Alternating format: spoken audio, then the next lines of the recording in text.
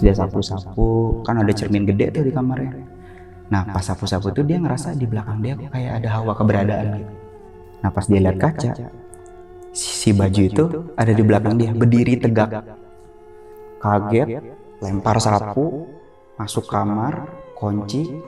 Itu si kamarnya diketok-ketok, handle pintu gitu-gitu. Terus ada suara cakar-cakar.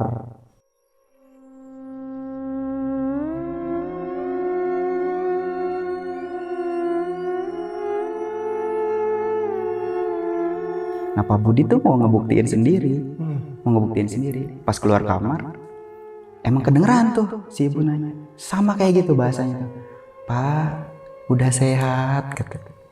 Gimana hari ini? Udah mendingan gitu. Buka tirainya.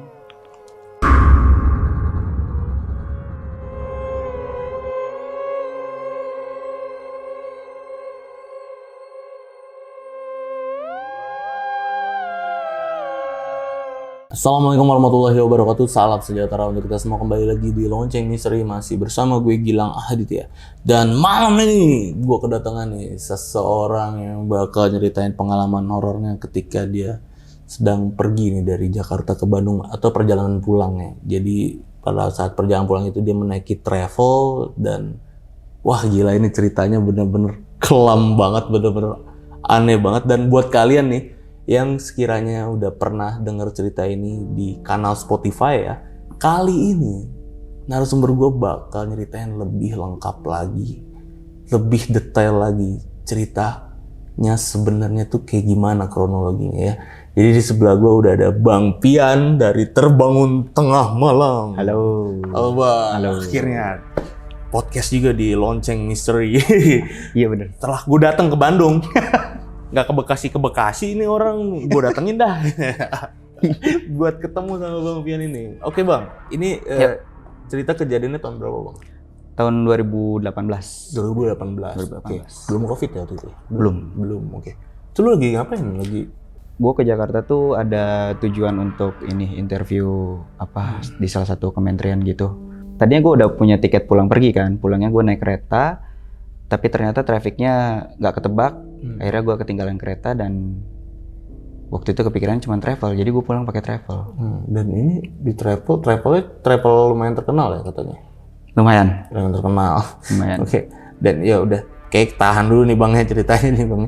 Nah pokoknya sahabat Lonceng nih harus nonton video ini dari awal sampai habis. Jangan ada yang di skip karena gue yakin bakal seru banget dan bakal bikin pecah banget di endingnya. Dan ya jawabannya itu ada semuanya di endingnya ya. Dan yang belum subscribe channel Lonceng Misteri, buruan langsung subscribe channel Lonceng Misteri biar gue nih makin semangat ngasih asupan horor sama kalian semua. Jadi Bang kayaknya gak usah lama-lama lagi nih Bang. Oke. Berhubung gak ada loncengnya boleh ditarik. Oh iya bener. Langsung kita mulai aja nih ceritanya.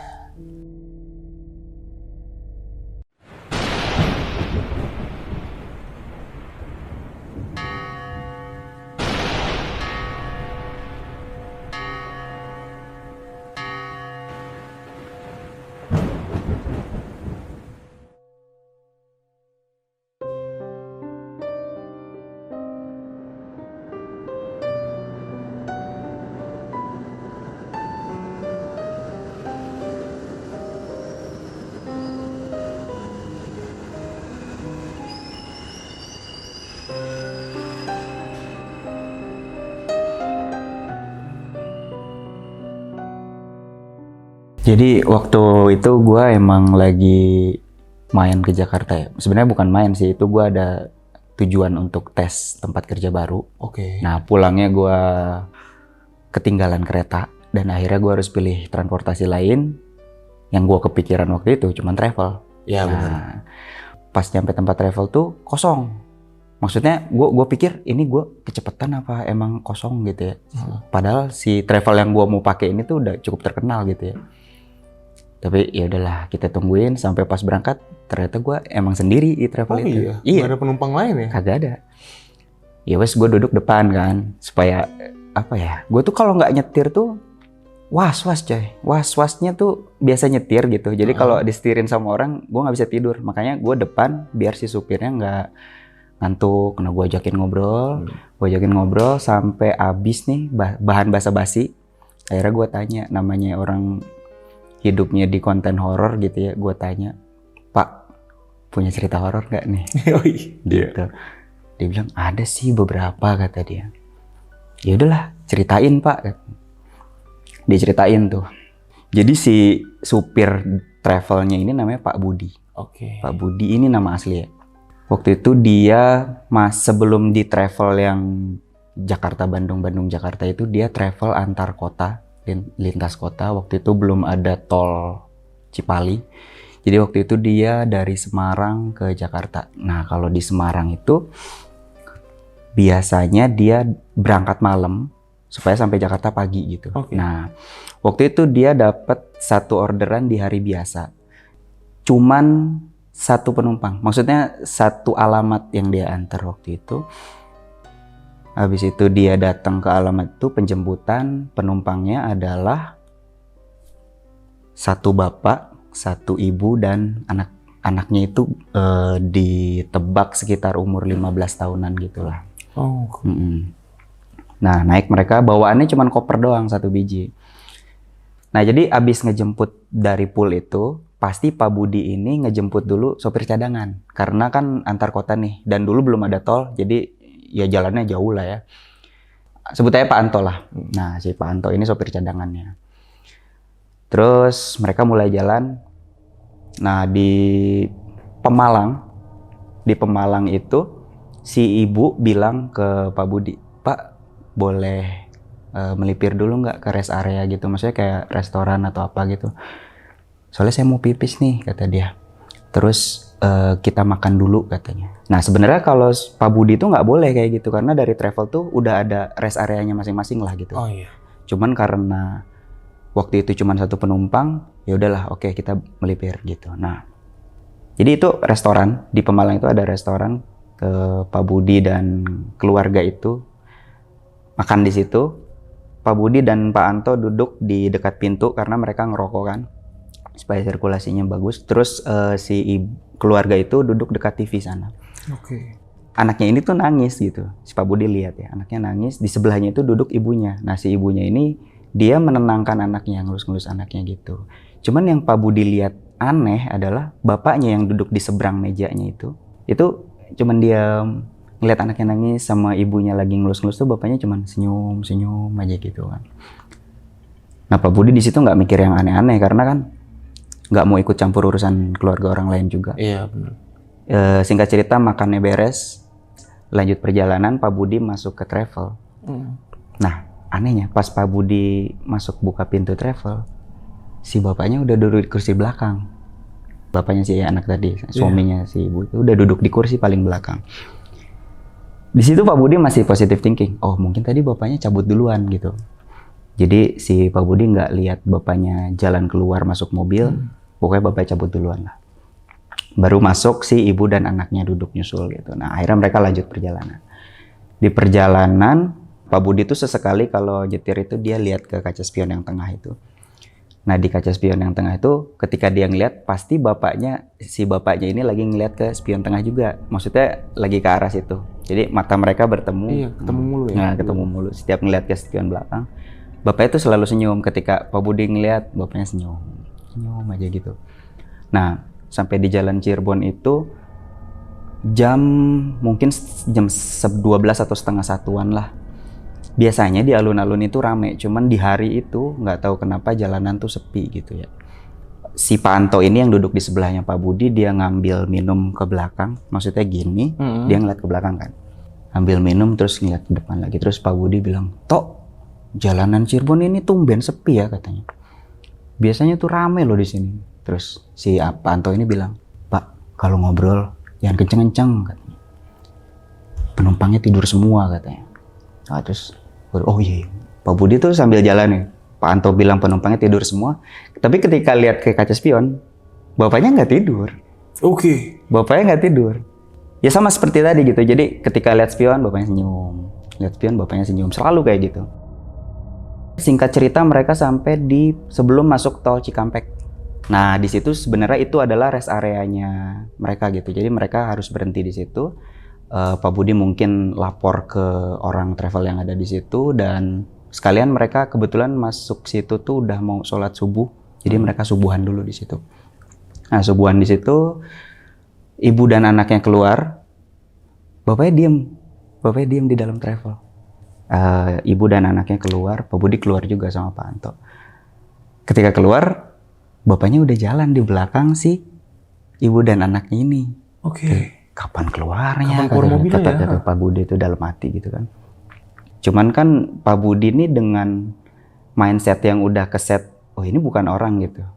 Oh ini kenapa ya, maksudnya si bapak ini tuh siapa gitu. Dia tuh penasaran kan. Apakah pelindungnya anaknya atau sosok yang ngikutin dari Semarang gitu kan, nggak tahu kan. Nah, terus mereka sholat subuh, itu juga alhamdulillah Pak Budi masih bisa sholat subuh dengan khusyuk ya. Nah, beres sholat subuh Pak Budi rokokan dulu. Nah pas lagi rokokan si ibunya datang nih nyamperin sama anaknya. Pak ini minum katanya. Makasih lo udah nganter saya, kata ibu. Oh iya bu, ibu sama anaknya aja berdua? Iya. Emang nggak sama suaminya bu? Suami saya di Jakarta katanya. Oh iya. Terus ibu mau ke Jakarta sekarang ngapain?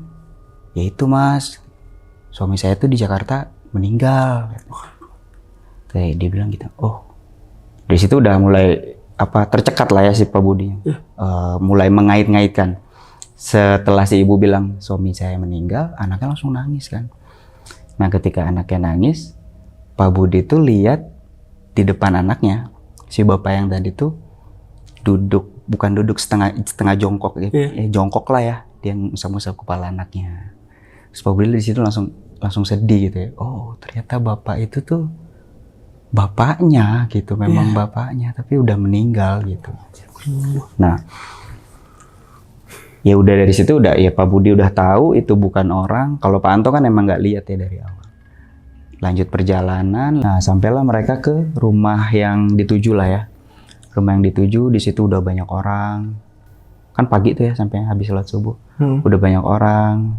Si ibu itu tuh dari tadi berangkat dari Semarang tadi malam tuh sampai ke rumah itu tuh dia nggak nangis sama sekali ya.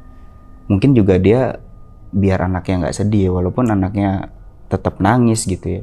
Tapi dia nggak pernah nangis dari sepanjang perjalanan sampai depan rumah itu pecah air matanya si ibu kan. Nah udah diberes, antar mereka turun, cabut Pak Budi ke markas si travelnya. Tapi sebelum Pak Budi jalan, itu di lewat gerbang rumahnya si bapak itu ada lagi. Oh iya. Ada lagi. Terus dia kayak gerak bibirnya kayak mengucap makasih. Nah, udah tuh dari situ Pak Budi udah nggak pernah ngelihat sosok itu lagi. Nah, kalau gue sih denger cerita itu ya, kalau Pak Budi bilangnya gitu aja mas cerita saya nggak serem kan, kata dia. Oh gila sih Pak, itu mas serem banget. Dari Semarang loh Pak, nggak hilang gitu ya, sampai di rumah baru hilang.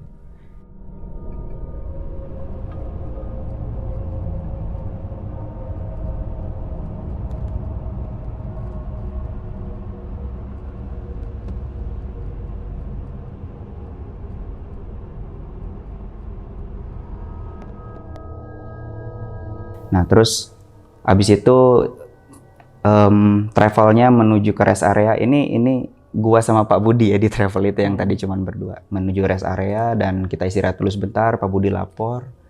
Lanjut lagi, perjalanan tuh masih ada sekitar sejam lagi lah ke Bandung. Daripada ngantuk lagi, Pak ada lagi nggak Pak ceritanya Pak? Saya ada sih mas, satu lagi nih katanya. Ini cerita waktu saya sebelum masuk ke travel yang sekarang ini mas. Dulu saya pernah jadi supir ambulans selama 2 tahun.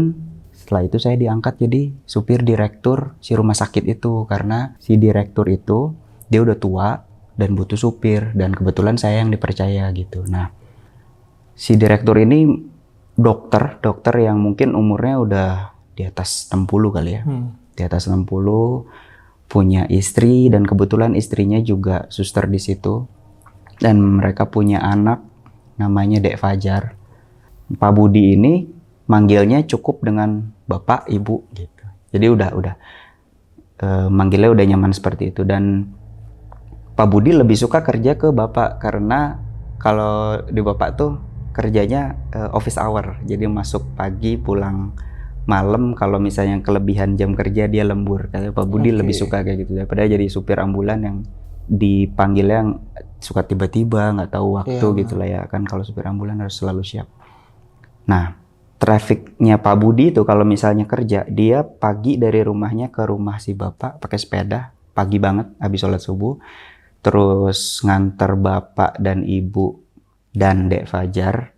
Pertama bapak dan ibu ke rumah sakit, karena rumah sakitnya sama ya, bapak dan ibu ini di rumah sakit yang sama kerjanya. Habis itu nganter Dek Fajar sekolah, terus jemput Dek Fajar, anterin Dek Fajar ke rumah, balik lagi ke rumah sakit, jemput bapak dan ibu. Nah, bapak ini karena udah tua, kalau di mobil itu kadang-kadang suka diem gitu ya. Terus kalau udah diem gitu, ibunya pasti kayak ngoyak-ngoyak badannya, Pak bangun, Pak bangun. Kelihatan lah ininya apa, sayangnya si ibu ini sama si bapak, walaupun si bapaknya udah tua ya. Umurnya sih lumayan jauh sih, si ibu dan si bapak ini. Nah, sampai suatu ketika Pak Budi datang pagi-pagi naik sepeda, di depan gerbang tuh udah ada bibi yang jaga di rumah itu. Dia panik tuh. Si bibi itu panik, Pak Budi tolong Pak. Kenapa? Si bapak jatuh di kamar mandi katanya. Nah, langsung lah sepedanya ditaruh, dia lari ke kamar mandi. Jadi si bapak itu udah tergeletak di kamar mandi. Setengahnya setengah badannya keluar, setengahnya lagi masih di kamar mandi. Langsung dibawa sama Pak Budi ke mobil, diantar sampai ke rumah sakit, masuk IGD, ditangani selama 2 jam.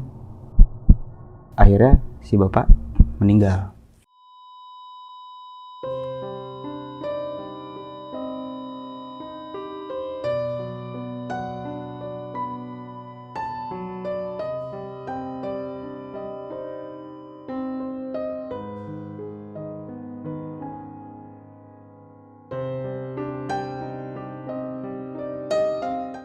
Ya istrinya gimana ya namanya, dia kerja di situ, terus ini suaminya sendiri dan direktur rumah sakit, dia protes pasti, dia teriak-teriak, dia histeris. Rame lah rumah sakit waktu itu. Dia nggak terima. Pak Budi tuh sedih juga. Cuman di mobil itu yang gue inget, Pak Budi ngomong gini, ya gimana ya mas, namanya juga umur, cuman Allah yang menentukan kata dia. Saya mah cuma bisa ikhlas kata dia. Hari-hari berikutnya Pak Budi tuh kalau ngelihat ibu itu kasihannya tuh ibu tuh murung, terus nggak mau makan, kayak masih nggak terima lah ya dengan kematian suaminya.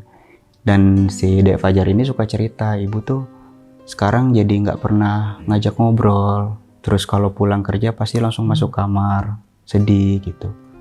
Tiba-tiba di suatu hari ibunya nih udah ceria lagi. Tapi yang anehnya itu kurus. Nah si ibu ini perawakannya belum diceritain tadi ya. Si ibu ini perawakannya lumayan berisi. Nah ketika hari itu kurus gitu. Jadi kelihatan lebih kurus, dan kalau orang yang berisi tiba-tiba kurus itu kan celong gitu ya matanya.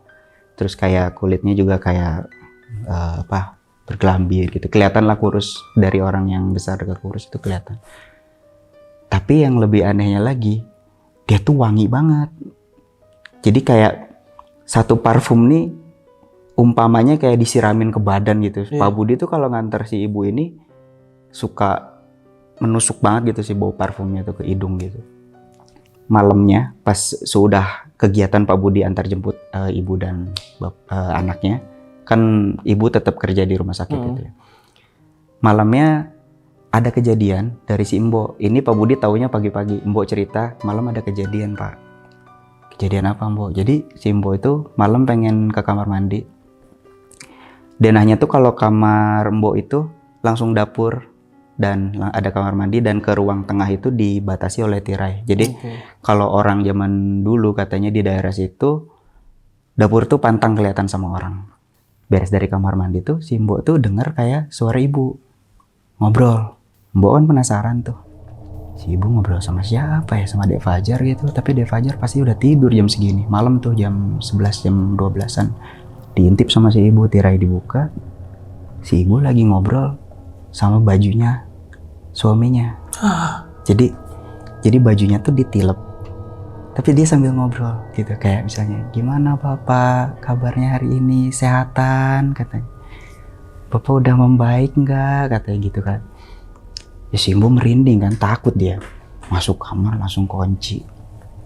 Besokannya Pak Budi tuh dia nggak suka gosip, tapi dia penasaran kenapa si ibu kayak gini gitu. Dan tanpa sebab besoknya si ibu langsung bilang ke Pak Budi, Pak, kayaknya Mbok udah nggak mau kerja di sini lagi deh, katanya anaknya mau nikah tapi udah nggak mau balik lagi kerja sama saya. Pak, Bapak bisa bantu cariin gantinya nggak, kata si ibu tuh. Oh bentar ya Bu, coba saya tanya istri, katanya. Kebetulan Pak Budi tuh sama istrinya memang belum punya anak, jadi pas ditanya istrinya ternyata mau. Dan enaknya jadinya Pak Budi kan tinggal di situ jadinya sama istrinya bareng. Jadi nggak usah naik sepeda pagi-pagi gitu, boleh nginep di situ sama istrinya. Nah istrinya inilah yang ngegantiin si Mbok ya. Jadi pas malam-malam hari pertama mereka tinggal di rumah itu, istrinya tuh biasa kalau misalnya di tempat baru dia nggak bisa langsung tidur, dia pasti gelisah gimana gitu. Itu emang kebiasaannya. Dan dia mau ke kamar mandi, ngebangunin Pak Budi. Pak Budi nggak mau, udah ngantuk, udah capek. Udah sana aja, orang cuma tinggal keluar kamar kok, berapa langkah sampai kamar mandi. Nah dari kamar mandi sama kayak Mbok kejadiannya. Dia denger ibu ngobrol kan, penasaran juga, diintip. Terus dia masuk kamar si ibu ini sambil melotot, sambil gelagapan. Pak, ibu ngobrol, katanya, sama baju, katanya gitu kan. Oh Pak Budi langsung inget cerita si Mbok. Oh si ibu nih kayaknya nggak bisa menerima kematian suaminya sampai baju aja diajak ngobrol. Enggak Pak, bukan baju yang diajak ngobrol, maksudnya bukan cuman ngobrol sama baju, tapi bajunya gerak, katanya. Astaga. Si istrinya Pak Budi ngomong gitu kan. Pak Budi percaya nggak percaya kan, masa sih baju gerak. Nah Pak Budi tuh mau ngebuktiin sendiri. Pas keluar kamar emang kedengeran tuh si ibu nanya, sama kayak gitu bahasanya tuh, Pak udah sehat, kata, gimana hari ini, udah mendingan gitu kan. Buka tirainya, ya gitu, lagi nilep baju. Dia fokusnya masih ke si ibu lagi nilep baju gitu, diajak ngobrol bajunya. Tapi ketika dia ngelirik sedikit ke sampingnya, itu ada baju batik si bapak, baju batik full, dia lagi ngerangkul ibunya gini. Jadi kayak tau gak sih baju tapi nggak ada, kayak Invisible Man gitu. Posisinya ngerangkul si ibu gini, ngelus-ngelus kepalanya. Terus si ibunya sambil nilep baju. Iya Pak, hari ini makannya yang enak ya Pak, kayak gitu-gitulah. Terus dia masuk kamar lagi langsung dia. Wah bener deh ini deh. Pas masuk kamar, si istrinya tuh udah beres-beres, udah mau packing, udah mau kabur lah. Tapi si Pak Budi ini bingung, nanti gimana? Dia harus cari lagi penggantinya, repot lagi. Terus dia yakinin istrinya, udah deh tunggu aja, gak apa-apa, itu mah ibu gak bisa nerima, belum bisa ikhlas. Ya istrinya dengerin dulu lah ya, akhirnya masih mau lanjut tuh. Hari berikutnya itu kejadiannya pas pulang dari nganter ibu, ini istrinya udah siap-siap bawa barang, udah kabur. Udah Pak Budi ngomong apapun, istrinya nggak mau dengar, cabut dia langsung. Pak Budi kan dia kejar tuh pakai sepeda, tapi udah nggak ada nih istrinya nih, udah dikejar sampai ke rumah. Ternyata ada beca di depan rumahnya. Oh dia tadi naik beca langsung. Ditanya, Dek kenapa kamu, kok kabur gitu, nggak sempat ngomong apa-apa. Aku nggak mau kerja lagi di rumah itu, kata si istrinya. Pokoknya mau kamu kerja di sana terserah, aku nggak mau, katanya. Kenapa, cerita, kata dia. Nah dia kan kalau beres-beres emang menyeluruh ya. Masuk ke kamar ibu dulu. Dia ketika buka kamar ibu itu ada baju batik tadi ditaro tergeletak di kasur gitu. Jadi kayak, tapi ditaruhnya nggak ditilep. Jadi kayak dibuka. Kayak dijembrengin gitu. Iya, dijembrengin dengan celananya full, dengan sepatu kayak gitu-gitu kan. Ya dia kaget kan pas masuk kamar. Tapi oh ya ini kan cuman baju, kata dia. Dia cuman masih berpositive thinking. Terus dia sapu-sapu, kan ada cermin gede tuh di kamarnya. Nah pas sapu-sapu tuh dia ngerasa di belakang dia kok kayak ada hawa keberadaan gitu. Hawa keberadaan dia nyapu kan nunduk gini ya, nunduk nyapu. Nah pas dia lihat kaca, si baju itu ada di belakang dia, berdiri tegak, tanpa sosok kayak yang tadi si dia ngerangkul si ibu itu, tanpa sosok. Dia ngeliat di kaca jelas, langsung dia alihin pandangan ke kasur, udah nggak ada bajunya di kasur, udah nggak ada. Berdiri di belakang si ibu itu, si istrinya Pak Budi, kaget, lempar sapu, masuk kamar, kunci. Nah itu tuh masih siang tuh. Bayangin dari siang ke Pak Budi pulang tuh malam, itu si kamarnya diketok-ketok, handle pintu gitu-gitu. Terus ada suara cakar-cakar, jendela diketok-ketok juga. Itu teror kan. Nah, abis itu dia tinggal nangis, dia tinggal nggak bisa apa-apa di dalam kamar itu, mau pipis mau apa ditahan sampai Pak Budi pulang, ya dia kabur itu tadi. Kayak gitu ceritanya dari POV si istrinya. Nah, dari situ Pak Budi, oh ya udah, kalau gitu biarinlah saya cari lagi penggantinya. Udah kamu nggak usah kerja di situ lagi. Sampai akhirnya si istrinya berhenti, Pak Budi dapat gantinya dan Pak Budi pun jadi nggak mau kerja di situ. Jadi Pak Budi resign juga, dia minta dipindahkan ke bagian lain, apapun, mau supir ambulan lagi saya mau gitu, tapi jangan di rumah ibu. Akhirnya udah ACC, udah sampai situ ceritanya.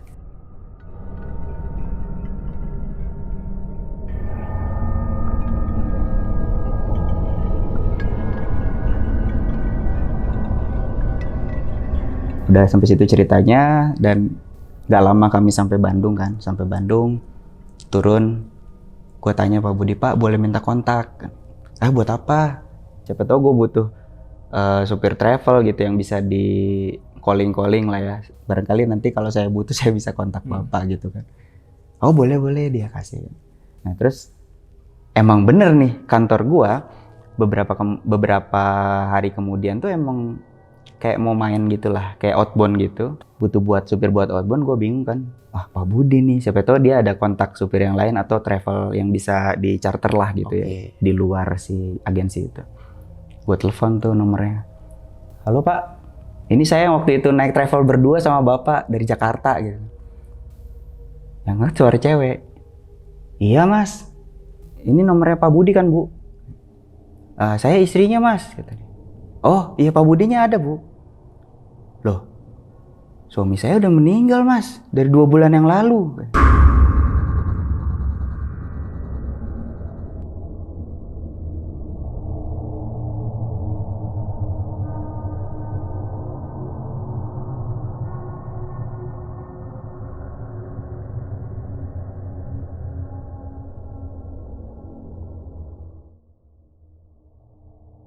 Loh, nggak mungkin Bu, saya baru naik travel disupirin Pak Budi berapa hari yang lalu gitu.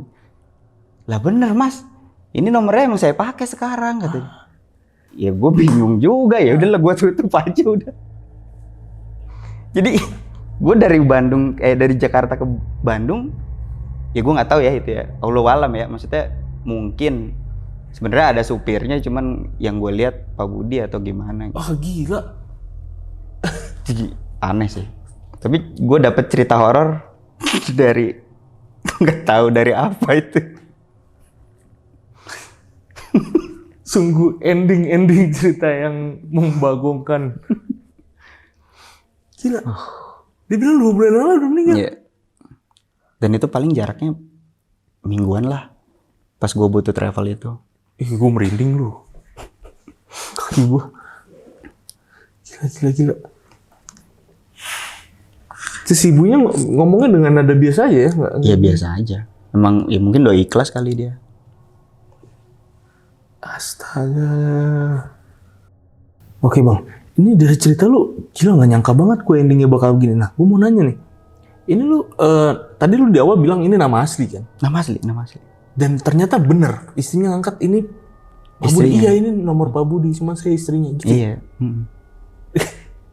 Gila. Itu nomor yang gue dapet. Ketika gue turun, gue minta, gue dapat nomor itu. Nah, terus di jalan kan lu selama itu tuh sampai Bandung ya. Apa yang lu rasain Bang waktu itu Bang? Sebenarnya kayak naik travel biasa aja sih. Tapi gimana ya? Nggak ada ya? perasaan aneh sih, kayak ngobrol biasa aja. Tapi berasa cepet atau apa gitu waktu itu? Enggak ya, Enggak enggak sih. juga ya? Iya, Lama kita juga. sempat istirahat, dia Waduh. sempat lapor. Gue sempat turun dari mobilnya di rest area, terus masuk lagi. Gitu. Anjir, bisa begitu, gila. Nah bang, kan tadi lu sempat nelpon nih sama istrinya. Itu lu sempat nanya nggak sama Pak Budi itu dia meninggalnya kenapa? Apa lu langsung matiin aja teleponnya karena kebingungan apa gimana? Tadi gue bilang kan, gue kaget, gue tutup dong. Iya. Nah cuman dalam diri gue bertanya-tanya ini loh, gue naik travel hantu apa gimana gitu. Ya, Terus kan. cerita yang diceritakan Pak Budi itu bener apa enggak gitu. Dia dulu pernah jadi supir apa Semarang Jakarta, pernah jadi supir ambulans, supir direktur gitu kan. Ya gue nelpon lagi kan, telepon lagi, gue tanya, Bu maaf Bu, saya yang tadi nelpon yang nanyain suami ibu. Ya gue tanya, ibu kenapa Pak Budi meninggalnya kenapa gitu. Ya sakit mas, suami saya tuh punya penyakit katanya. Gitu. Sakit sih ya, basically sakit, dia nggak cerita lebih detail sakitnya apa, cuman mungkin parah. Bu bener nggak sih suami ibu dulunya supir travel antar kota gitu, antar kota lah ya. Antar kota, terus pernah jadi supir ambulans 2 tahun, terus pernah jadi supir direktur rumah sakit gitu kan. Ya iya dulu sebelum meninggal memang kayak gitu mas. Dan memang sebelum meninggal ya memang jadi supir travel Jakarta-Bandung, Bandung-Jakarta. Berarti terakhir dia habis dari yang supir direktur itu balik lagi ke supir travel ya? Iya. Mungkin ya. Terakhirnya, pekerjaan terakhirnya supir travel. Dan dia nyeritain itu semua. Memorinya. Memorinya. Oh gila. Ini gue juga nggak nyangka. Gue tuh dari awal denger cerita lu udah curiga bang, dari kayak kata lu ini travel terkenal, Ya. ya kan, dan Jakarta Bandung loh, which is harusnya ada lah beberapa, nggak lu sendiri, Ya, tapi kosong. ya kan. Kosong. Berarti ini istrinya yang ditelepon tadi sama Bang Pian, ini istrinya yang ngalamin kejadian horor bareng Pak Budi ya waktu itu ya, di rumah si bosnya ini ya. Si ibu dan direktur itu iya. Ya karena gue nanya juga, karena jadi penasaran di situ kan, karena plot yang diceritakan Pak Budi gue jadi penasaran. Terus ibu pernah ngalamin tinggal di rumah si Pak Direktur itu setelah Pak Direktur itu meninggal, terus ngalamin hal-hal aneh. Lah iya itu mas, itu pengalaman paling nggak bisa saya lupakan kata istrinya. Si ibunya kayak aneh nggak sih, Mas? Tahu dari mana gini? Apanya? Ibunya kayak aneh nggak sih nih? Ibu tuh istrinya, maksudnya Iya, istrinya Pak Budi. istrinya Pak Budi ini aneh nggak, nanya ke Mas balik nggak? Kayak ini Mas kok nggak ada apa, nanya-nanya nggak, kepo nggak Mas? Kenapa nanya-nanya tentang Iya dia sempat nanya, Mas kok apa mau tahu banget suami saya dulunya kayak gimana? Ya gue jelasin. Ibu saya naik travel disupirin Pak Budi bu. Iya yang dari. Terus kan gue bilang kan, Pak Budi tuh ciri-cirinya kayak gini kan, gini-gini. Terus istrinya bilang, lah kok Mas tahu gitu? Intinya di percakapan telepon itu banyak yang terjadi lah ya. Ya setelah gue kaget gue tutup kan gue telepon lagi. Oke sahabat lonceng, itu tadi cerita dari Bang Pian ya tentang perjalanan dia dari Jakarta Bandung yang ternyata gila banget, disangka-sangka, dan ya masih mengundang tanda tanya. Sampai sekarang lu juga masih nggak tahu ya bisa begitu kenapa Iyalah. ya. Dia gila banget. Tapi sebenarnya ini cerita juga udah pernah kan ya cerita di channel lain ya. Dan ya apa adanya gitu ceritanya. Ada beberapa bagian yang nggak bisa ditampilkan. Oke. Dan di sini lu ceritain lengkap ya, gila. Oke sahabat lonceng yang udah nonton video ini dari awal sampai habis, gimana pendapat kalian, tulis di kolom komentar deh. Dan jangan lupa nih, mampir ke channelnya Bang Pian ini di Terbangun Tengah Malam, gila TTM. Ini gue demen banget namanya karena namanya keren, Terbangun Tengah Malam, horor banget. Dan ya ini salah satu channel yang menurut gue menarik ya, karena konsepnya ini ya, Zoom meeting. Jadi buat teman-teman yang mau punya cerita yang jaraknya jauh, yang nggak bisa ke Bandung, ke Jakarta, tapi pengen nih cerita, ya itu bisa langsung ke channelnya Bang Pian di Terbangun Tengah Malam, karena bisa online ya Bang ya. Bisa online. Bisa langsung ke sana, nanti linknya bakal gue taruh di deskripsi ya. Dan akhir kata gue Gilang Ahaditya izin pamit. Gue Pian dari Terbangun Tengah Malam. Izin pamit. Bye-bye. Bye.